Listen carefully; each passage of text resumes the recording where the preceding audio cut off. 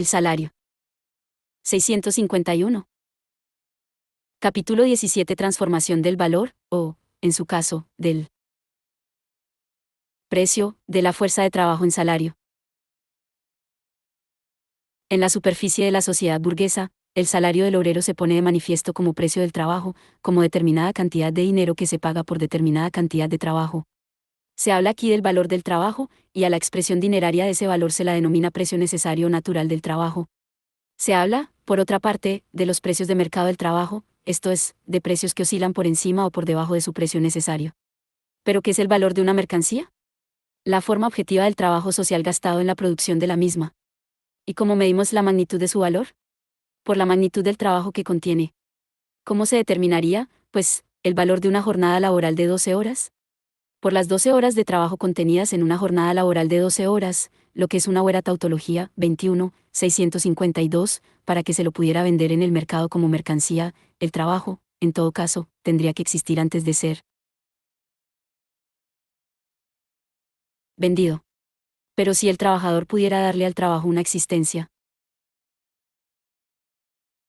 autónoma, lo que vendería sería una mercancía, y no trabajo. 22. Prescindiendo de estas contradicciones, un intercambio directo de dinero, esto es, de trabajo objetivado, por trabajo vivo, o anularía la ley del valor, que precisamente se desarrolla libremente, por primera vez, sobre el fundamento de la producción capitalista, o anularía la producción capitalista misma, que se funda precisamente en el trabajo asalariado. Supongamos, por ejemplo, que la jornada laboral de 12 horas se representa en un valor dinerario de 6 chelines. O bien se intercambian equivalentes, y entonces el obrero percibe 6 chelines por el trabajo de 12 horas. El precio de su trabajo sería igual al de su producto. En este caso no produciría plusvalor alguno para el comprador de su trabajo, los 6 chelines no se convertirían en capital, el fundamento de la producción capitalista se desvanecería, pero es precisamente sobre ese fundamento que el obrero vende su trabajo y que este es trabajo asalariado. O bien percibe por las 12 horas de trabajo menos de 6 chelines, esto es, menos de 12 horas de trabajo. 12 horas de trabajo se intercambian por 10 horas de trabajo, por 6, etc. Esta equiparación de magnitudes desiguales no solo suprime la determinación del valor, una contradicción semejante, que se destruye a sí misma, en 653, modo alguno puede ser ni siquiera enunciada o formulada como ley. 23. De nada sirve deducir ese intercambio, el intercambio entre más trabajo y menos trabajo, de la diferencia formal consistente en que en un caso se trata de trabajo objetivado y en el otro de trabajo vivo. 24. Esto es tanto más absurdo por cuanto el valor de una mercancía no se determina por la cantidad de trabajo efectivamente objetivado en ella, sino por la cantidad de trabajo vivo necesario para su producción. Supongamos que una mercancía representa 6 horas de trabajo. Si se efectúan invenciones gracias a las cuales se la puede producir en 3 horas, también el valor de la mercancía ya producida se reduce a la mitad. Ahora representa 3 horas, en vez de las 6 anteriores, de trabajo social necesario. Su magnitud de valor se determina, pues, por la cantidad de trabajo requerida para su producción, y no por la forma objetiva de ese trabajo. En el mercado, lo que se contrapone directamente al poseedor de dinero no es en realidad el trabajo, sino el obrero. Lo que vende este último es su fuerza de trabajo. No bien comienza efectivamente su trabajo, este ha cesado ya de pertenecer al obrero, quien por tanto, ya no puede venderlo. El trabajo es la sustancia y la medida inmanente de los valores, pero el mismo no tiene valor alguno. 25. En la expresión, valor del trabajo, el concepto de valor no solo se ha borrado por completo, sino que se ha transformado en su contrario. Es una expresión, 654, imaginaria, como, por ejemplo, valor de la tierra. Estas expresiones imaginarias, no obstante, surgen de las relaciones mismas de producción. Son categorías para las formas en que se manifiestan relaciones esenciales. El hecho de que en su manifestación las cosas a menudo se presentan invertidas, es bastante conocido en todas las ciencias, salvo en la economía política. 26. La economía política clásica tomó prestada de la vida cotidiana la categoría precio de trabajo, sin someterla a crítica, para luego preguntarse cómo se determina ese precio. Pronto reconoció que el cambio verificado en la relación entre la oferta y la demanda, en lo que respecta al precio del trabajo, como en lo que se refiere a cualquier otra mercancía, no explicaba nada excepto el cambio de ese precio, esto es, las oscilaciones de los precios del mercado por encima o por debajo de cierta magnitud. Si la oferta y la demanda coinciden, bajo condiciones en lo demás iguales, la oscilación del precio cesa. Pero entonces la oferta y la demanda cesan también de explicar cosa alguna. Cuando la oferta y la demanda coinciden, el precio del trabajo es su precio determinado independientemente, 655, de la relación entre la oferta y la demanda, es decir, su precio natural. Así, apareció como el objeto que realmente había que analizar. O se tomaba un periodo más extenso de oscilaciones experimentadas por el precio del mercado, digamos un año, y se llegaba a la conclusión de que las alzas y bajas se nivelaban en una magnitud media, promedial, en una magnitud constante. Esta, naturalmente, tenía que determinarse de otra manera que por sus propias oscilaciones, que se compensan entre sí. Este precio que predomina sobre los precios accidentales alcanzados por el trabajo en el mercado y que los regula, el precio necesario, fisiócratas, o precio natural, del trabajo, Adam Smith, solo podía ser, como en el caso de las demás mercancías, su valor expresado en dinero. La economía política creyó poder penetrar, a través de los precios accidentales del trabajo, en su valor, como en el caso de las demás mercancías, ese valor se siguió determinando por los costos de producción. Pero ¿cuáles son los costos de producción del obrero? Esto es, los costos que insume la producción o reproducción del obrero mismo. Inconscientemente, la economía política sustituyó por esta la cuestión originaria, pues en lo que respecta a los costos de producción del trabajo en cuanto tales se movía en un círculo vicioso sin adelantar un solo paso. Lo que la economía política denomina valor del trabajo, value of labor, pues, en realidad es el valor de la fuerza de trabajo que existe en la personalidad del obrero y que es tan diferente de su función, del trabajo, como una máquina lo es de sus operaciones. Ocupados con la diferencia entre los precios del trabajo en el mercado y lo que se llamaba su valor, con la relación entre ese valor y la tasa de ganancia, y entre ese valor y los valores mercantiles producidos por intermedio del trabajo, nunca descubrieron que el curso del análisis no solo había llevado de los precios del trabajo en el mercado a su valor, 32, sino que había llevado a resolver este valor del trabajo mismo en el valor de la fuerza de trabajo. La falta de conciencia acerca de este resultado obtenido por su propio análisis, la aceptación, sin crítica, de las categorías, valor del trabajo, precio natural del trabajo, etc., como expresiones adecuadas y últimas de 656, la relación de valor considerada, sumió a la economía política clásica, como se verá más adelante, en complicaciones y contradicciones insolubles y brindó a la economía vulgar una base segura de operaciones para su superficialidad, que solo venera las apariencias. Veamos ahora, por de pronto, cómo el valor y el precio de la fuerza de trabajo se presentan en su forma transmutada como salario. Como ya sabemos, el valor diario de la fuerza de trabajo se calcula sobre la base de cierta duración de la vida del obrero, la cual corresponde a cierta duración de la jornada laboral. Supongamos que la jornada laboral habitual sea de 12 horas y el valor diario de la fuerza de trabajo ascienda a 3 chelines, expresión dineraria de un valor en el que se representan 6 horas de trabajo. Si el obrero percibe 3 chelines, percibe el valor de su fuerza de trabajo mantenida en funcionamiento durante 12 horas. Ahora bien, si ese valor diario de la fuerza de trabajo se expresara como valor del trabajo efectuado durante un día, obtendríamos el resultado siguiente: el trabajo de 12 horas tiene un valor de 3 chelines. El valor de la fuerza de trabajo determina así el valor del trabajo o, expresándolo en dinero, el precio necesario del trabajo. Si el precio de la fuerza de trabajo, por el contrario, difiere de su valor, el precio del trabajo diferirá asimismo de lo que se llama su valor. Como el valor del trabajo no es más que una expresión irracional para designar el valor de la fuerza de trabajo, de suyo se obtiene el resultado de que el valor del trabajo siempre tiene que ser necesariamente menor que el producto del valor, puesto que el capitalista siempre hace funcionar a la fuerza de trabajo durante más tiempo que el necesario para que se reproduzca el valor de la misma. En el ejemplo aducido más arriba, el valor de la fuerza de trabajo mantenida en funcionamiento durante 12 horas era de 3 chelines, un valor para cuya reproducción aquella requiere 6 horas.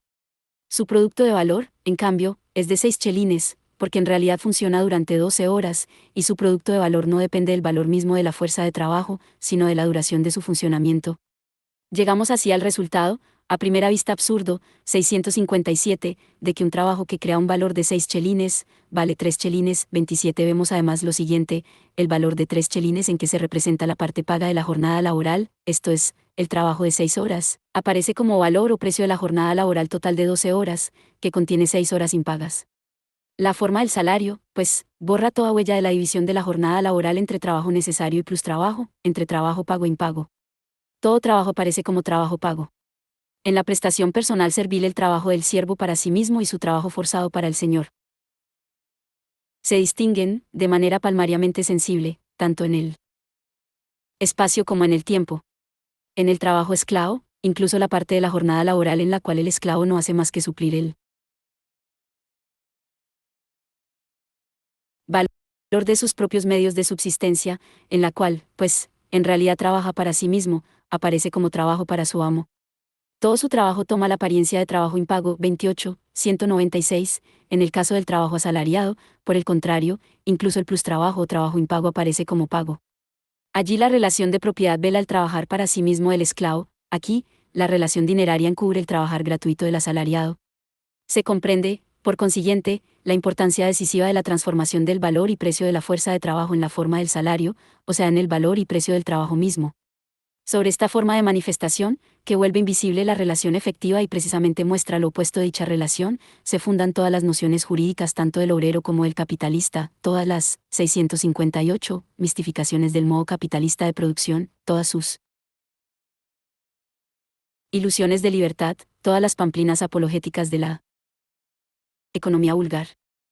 Si bien la historia universal ha necesitado mucho tiempo para penetrar el misterio del salario, nada es más fácil de comprender, en cambio, que la necesidad, las raisons d'être, razones de ser, de esa forma de manifestación.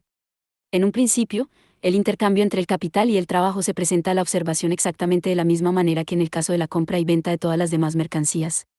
El comprador entrega cierta suma de dinero, el vendedor un artículo diferente del dinero. La conciencia jurídica reconoce aquí, cuando más, una diferencia material que se expresa en las fórmulas jurídicamente equivalentes, do des, do facias, facio des y facio facias, doy para que des, doy para que hagas, hago para que des y hago para que hagas, punto, 196 bis. Además, como el valor de cambio y el valor de uso son, en sí y para sí, magnitudes inconmensurables, las expresiones, valor del trabajo, precio del trabajo, no parecen ser más irracionales que las expresiones, valor del algodón, precio del algodón. Añádase a ello que al obrero se le paga después que ha suministrado su trabajo en su función de medio de pago, pero a posteriori, el dinero realiza el valor o precio del artículo suministrado, o sea, en el presente caso, el valor o precio del trabajo suministrado. Por último, el valor de uso, que el obrero suministra al capitalista no es en realidad su fuerza de trabajo, sino su función, un trabajo útil determinado, trabajo sastreril, de zapatero, de hilandero, etc. Que ese mismo trabajo, desde otro ángulo, sea el elemento general creador de valor, una propiedad que lo distingue de todas las demás mercancías, es un hecho que queda fuera del campo abarcado por la conciencia ordinaria. Si nos situamos en el punto de vista del obrero que a cambio de 12 horas de trabajo percibe, por ejemplo, el producto de valor de 6 horas de trabajo, digamos 3 chelines, veremos que para él, de hecho, su trabajo de 12 horas es el medio que le permite comprar los 3 chelines. El valor de su fuerza de trabajo puede variar, con el valor de sus medios habituales de subsistencia, de 3 a 4 chelines, o de 3 a 2 chelines, o, si el valor de su fuerza de trabajo se mantiene igual, su precio, a consecuencia de una relación, 659, variable de la oferta y la demanda, puede aumentar a 4 chelines o disminuir a 2 chelines, pero el obrero proporciona siempre 12 horas de trabajo. De ahí que todo cambio en la magnitud del equivalente que recibe, se le aparezca necesariamente como cambio en el valor o precio de sus 12 horas de trabajo. A la inversa, esta circunstancia indujo a Adam Smith, quien operaba con la jornada laboral como con una magnitud constante, 29, a sostener que el valor del trabajo era constante, por más que variara el valor de los medios de subsistencia y que, por consiguiente, la misma jornada laboral se representara para el obrero en una cantidad mayor o menor de dinero. Sí, por otra parte, observamos el caso del capitalista, vemos que éste quiere obtener precisamente la mayor cantidad posible de trabajo por la menor cantidad posible de dinero. Por eso, desde el punto de vista práctico, al solo le interesa la diferencia entre el precio de la fuerza del trabajo y el valor que crea el funcionamiento de la misma. Pero procura comprar todas las mercancías al precio más bajo posible y por eso, en todos los casos, cree encontrar la razón de su ganancia en la simple trapacería de comprar por debajo del valor y vender por encima de este. De ahí que no caiga en la cuenta de que si existiera realmente una cosa tal como el valor del trabajo y él pagara efectivamente ese valor, no existiría ningún capital, su dinero no se transformaría en capital. Por añadidura, el movimiento efectivo del salario muestra fenómenos que parecen demostrar que no se paga el valor de la fuerza de trabajo sino el de su función, el trabajo mismo. Podemos reducir estos fenómenos a dos grandes clases. Primera, variación del salario cuando varía la extensión de la jornada laboral. Es como si se llegara a la conclusión de que no se paga el valor de la máquina sino el de su funcionamiento, puesto que cuesta más alquilar una máquina por una semana que por un día. Segunda, la Diferencia individual entre los salarios de diversos obreros que ejecutan la misma función. Esta diferencia individual la encontramos también, pero sin que suscite ilusiones, en el sistema de la esclavitud, en el cual se vende franca y abiertamente, sin tapujos, la fuerza de trabajo misma. 660, solo que la ventaja de una fuerza de trabajo superior a la media, o la desventaja de otra que esté por debajo de esa media, en el sistema esclavista recae sobre el propietario de esclavos y en el sistema del trabajo asalariado sobre el propio trabajador, porque en este caso es el mismo quien vende su fuerza de trabajo, mientras que en aquel el vendedor de esa fuerza es un tercero. Por lo demás, con la forma de manifestación, valor y precio del trabajo, o salario, a diferencia de la relación esencial que se manifiesta, esto es, del valor y el precio de la fuerza de trabajo, ocurre lo mismo que con todas las formas de manifestación y su trasfondo oculto. Las primeras se reproducen de manera directamente espontánea, como formas comunes y corrientes del pensar, el otro tiene primeramente que ser descubierto por la ciencia. La economía política clásica tropieza casi con la verdadera relación de las cosas, pero no la formula conscientemente, sin embargo, no podrá hacerlo mientras esté envuelta en su piel burguesa. Capítulo 18. El salario por tiempo. 661. El salario mismo adopta a su vez